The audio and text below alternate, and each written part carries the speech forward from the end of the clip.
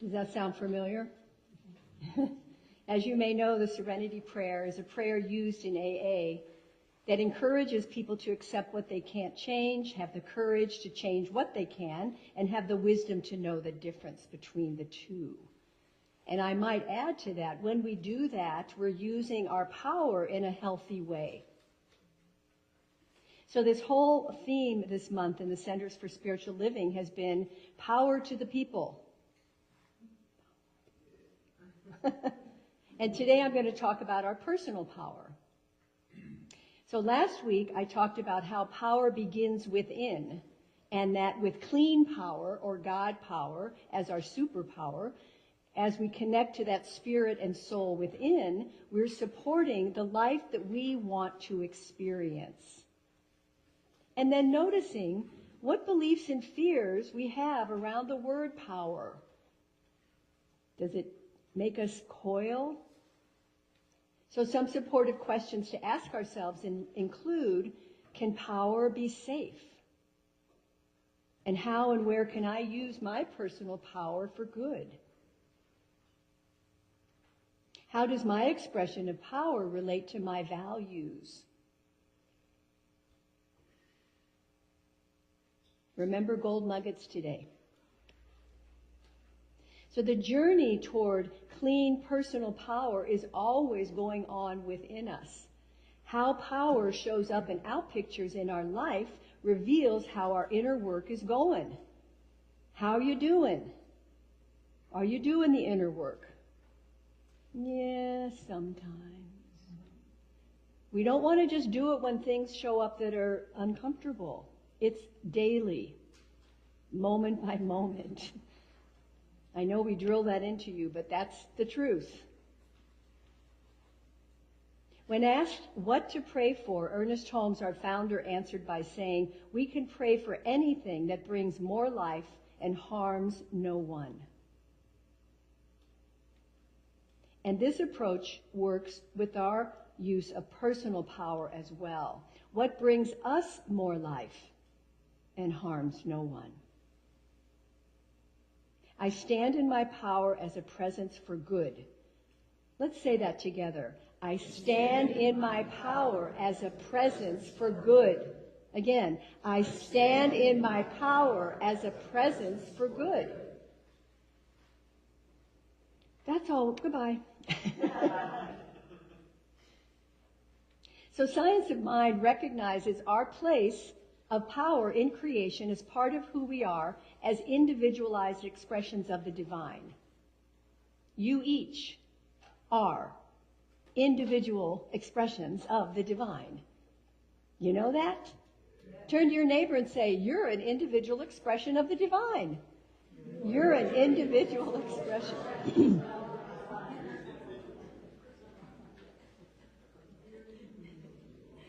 That lets you stand in your power as an expression of truth. So the practical application of our power is to bring more life. This does not mean that we ignore or bypasses the challenges of our life. No, and I know some of you are going through some hard times. It means we stand in our power from a place of a high watch and allow our unity with God to determine how we express power rather than feeling separated, hurt, or seeking control. We reclaim our power in a healthy way. I stand in my power as a presence for good. I stand in my power as a presence for good.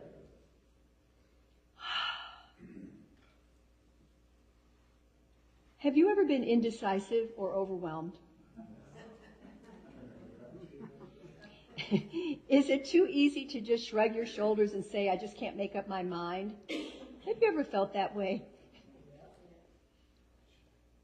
Well, that's a difficult confession to make when you practice a faith and philosophy such as the Science of Mind that speaks to the power and wisdom we all have. That's not indecisive. We can all feel overwhelmed, short of inspiration or new ideas at times, yes. So I put a little reminder timer on during the day in my head to remember, oh yeah, I have a superpower available to me. I just forgot for a moment. Because that power is the infinite wisdom of the universe.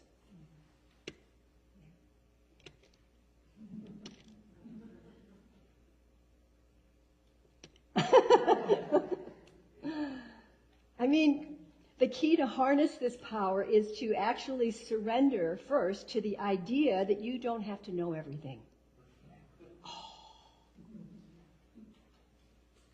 See a lot of nodding heads.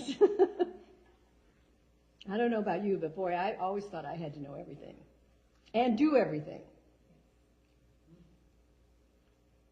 Because too often we fall into the trap of thinking we must, of our own accord, know and do everything. I can do it.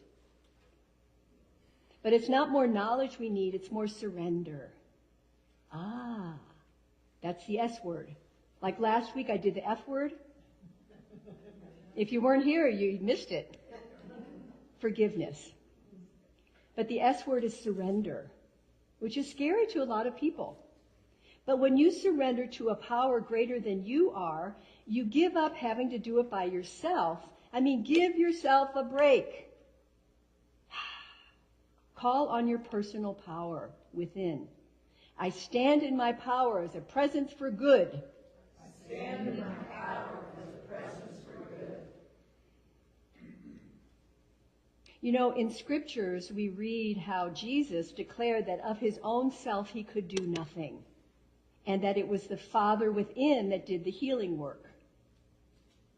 So when we surrender the need to know and do, when we feel the pressure of life closing in, I know it's difficult, yet it's an essential one that we open up to a greater power. Put it on the altar. Remember Pixie again, Reverend Pixie. Give it up to the divine. I have a little can on my desk. It's called the God can. We made them one time here, a long time ago. It's a little empty can. And when I get frustrated and can't do something, I feel like I'm just at the end of my rope, I write on a little piece of paper, I stick it in the God can, because God can. I can't, God can. It's a God can. Maybe that's what we'll do next month on the third Sunday. We'll make God cans. All right. Remind me, Joy.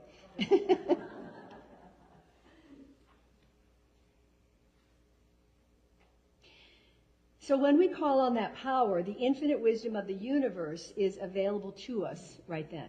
Right then. Right then.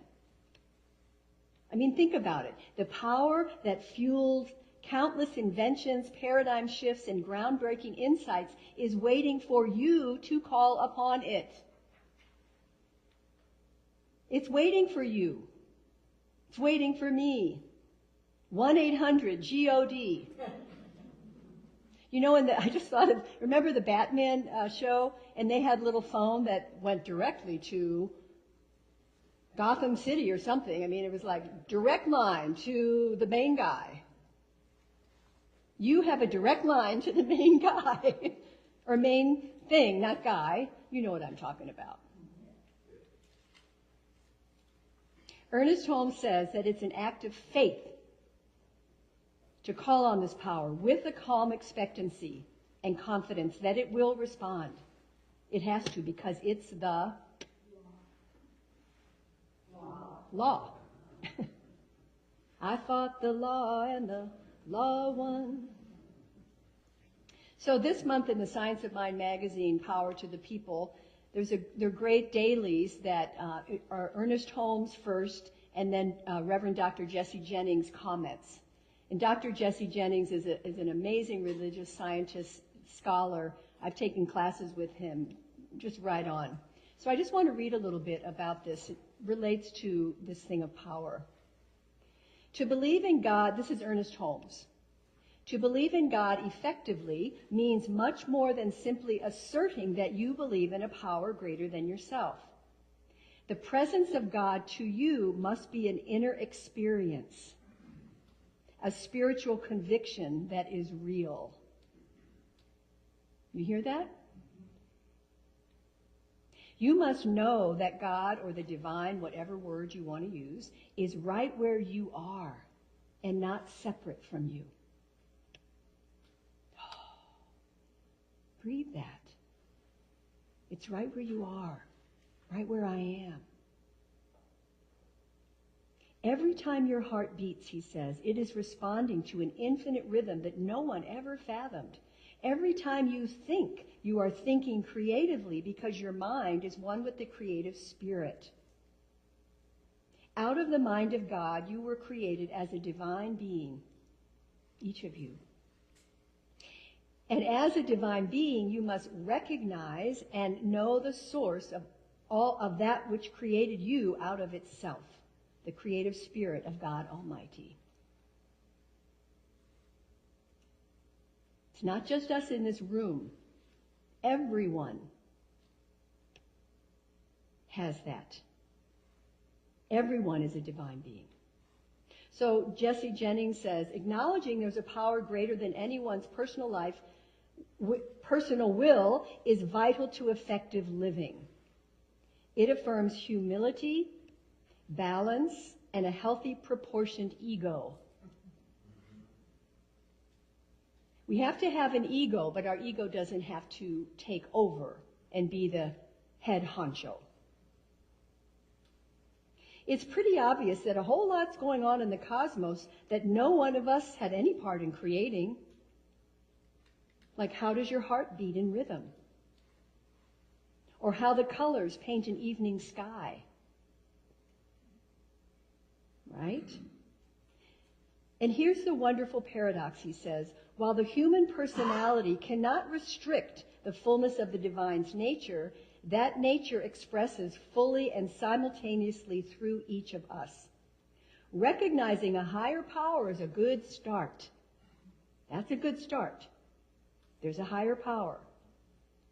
Then we move to the realization that we are one of one mind with that power. So it's not just there's a greater power, but you are one mind with that power. Do you see that?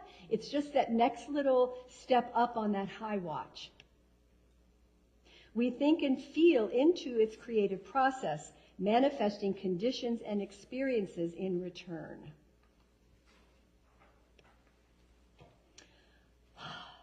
I stand in my power as a presence for good.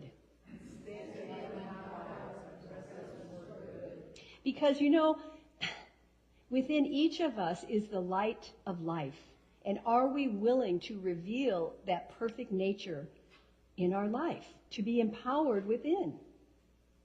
Are we willing to step aside from the small, petty thinking things, turn away from discord, upset, and place love first, place God first in our experience? You have a choice, always.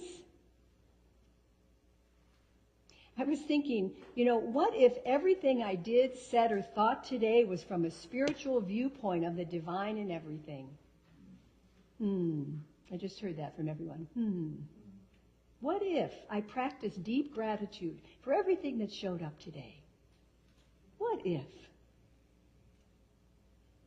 Ernest Holmes said, the point of control is always within. Hear that. The point of control is always within, and the wise one starts to assume dominion over their disorganized thinking. Ha! This is so much easier to accomplish when we realize and remember that the Spirit within us is urging us in that direction. That's why we always want to keep coming back. Come back, come back. A few years ago, I did a book study in my ministerial studies, a while back, called Super Brain by Deepak Chopra. Great book, highly recommended. And he tells us that when we do anything, eat breakfast, go for a walk, think about the universe, draw a picture, your mind can only be in one of three states: unconscious, aware, or self-aware. Only one. When unconscious, your mind is passively receiving the constant stream of input from the outside world with no creativity. What are you looking for? What are you looking for? Oh, that's unconscious. When you are aware, you pay attention to this stream of input. You begin to select and sort and decide the process and so on, and you make choices about whether to accept or reject. So that's being aware. Then when you are self-aware, you loop back on what you're doing, you pay attention, and you notice. And you ask questions. How's this working for me? Is this how I want to feel? Is this who I want to be? You become curious. So we exist in all three states, and which one predominates at any given moment is up to us. So ideally, we want to reduce our unconscious moments, right? While increasing our awareness and our self-awareness. Would you agree? Yes. Remember last week, ABC. You remember what it was? Awareness builds consciousness. Good. ABC. Awareness builds consciousness. I'm angry is an aware thought, while flying off the handle is unconscious. It's good to be aware, but self-awareness is even better. I'm angry gets you only so far if your aim is to control the anger. Knowing, being self-aware of where your anger is coming from adds a component of self-awareness and allows you to see your pattern, the pattern in your behavior. Maybe the anger is coming from something way back and you were just triggered. So once you bring self-awareness in, shift happens. Shift happens. Did you know that? Shift happens. I've seen it as a bumper sticker. Shift happens.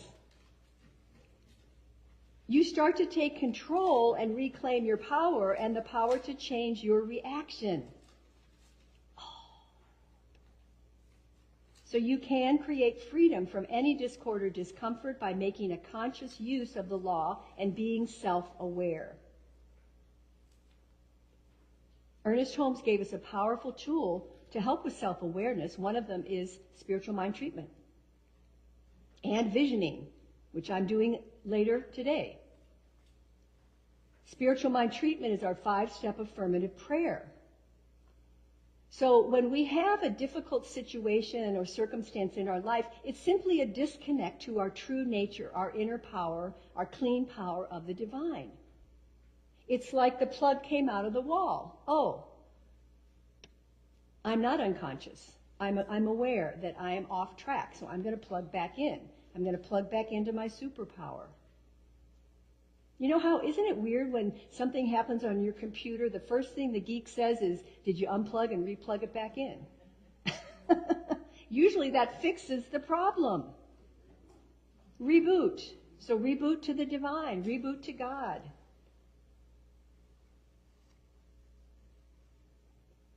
So we use our imagination, our thoughts, to free us from any discord, to be empowered, use our power, but it takes awareness and practice, right? So last week we worked with those twines, the pieces of twine, you remember? Those of you that were here, and you tied them together. Well, Dr. Joe Dispenza, brilliant man, neuroscientist, says this: as you marry, thought that was interesting, the thought of your intentional future with elevated emotions like joy, love, or gratitude, those thoughts and feelings change and transcend your usual or baseline state of being. Once you enter that new state of being, as you begin to mentally rehearse the different choices you'll make, the new experiences that await you, you're changing your brain to look like the experience has already happened. That's what visualization is, or creating a mental equivalent. Right? We've talked about mental equivalence before. When you do this, you're actually installing new neurological hardware. Woohoo! which is moving your brain's neurocircuitry from being a record of past experiences, being unconscious, to becoming a map to future experiences. In other words, you're priming your brain for a new future. That sounds like spiritual mind treatment and visioning to me, and visualization. Visualization and visioning are actually two different things, but they both are powerful. Creating a new experience. Would you like a new experience in your life? I know you would. Me too.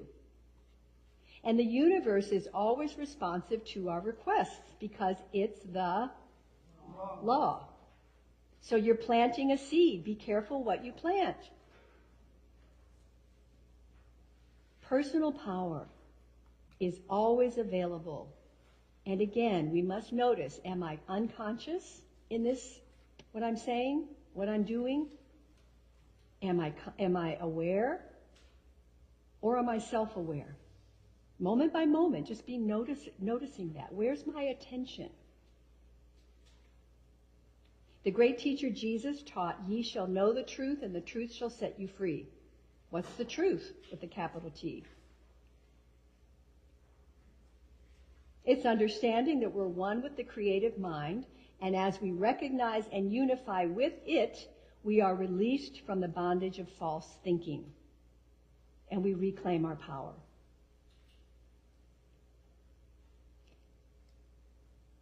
What if there was nothing to fight? What if there was nothing to heal or fix? Only more God and love to realize. Because in truth, that's all you need to do, is to claim that. And the other will disappear. I stand in my power. Or I am willing to stand in my power. As a presence for good. I stand in my power as a presence for good.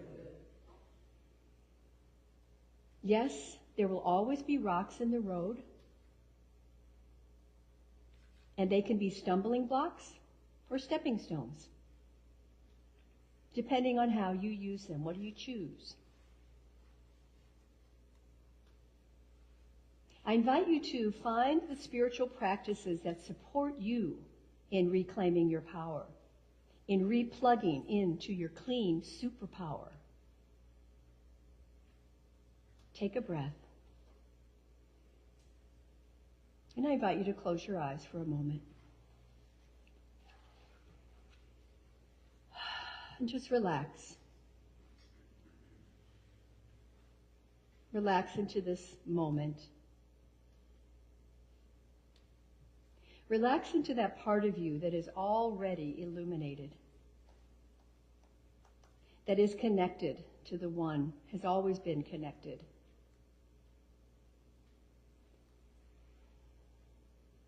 Somewhere within you, you know that. Relax into your expansion.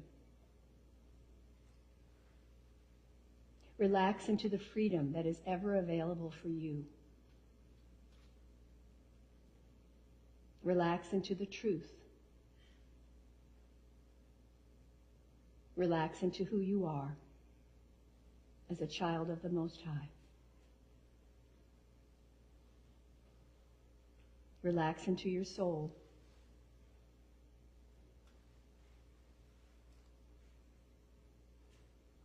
Relax into God.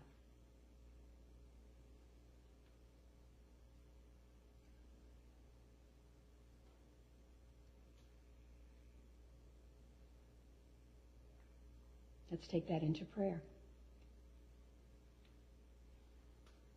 Join me heart to heart, mind to mind, soul to soul, as we simply remember and recognize the magnificence of the One. One energy, one heart, one vibration, one source of all, omniscient, all-powerful, omniscient, omnipotent, and omnipresent, everywhere present and all-knowing. And this energy is moving in and through me as me, and it is absolutely moving in and through each of you. We stand in our power as a presence for good today. We stand in our power as a light for any darkness in our own lives or any darkness in the world. We stand in our power for good. And so I'm grateful today that we are willing to shine our light, maybe a little bit, or maybe a lot. That we let go of what doesn't serve anymore and we focus on the good, the greater, the truth of who we truly are. And so I'm grateful today to know that something has shifted in your consciousness, that there's an opening in your heart to the idea of something better. And so I just simply thank you for being here. Thank you for opening. Thank you for being who you are, the magnificent one that you are. And so I release my word into the law, knowing that something is shifting, something is opening. We're planting really good seeds today, and we allow them to bloom. And we just let it be. And join me in affirming. And so it is.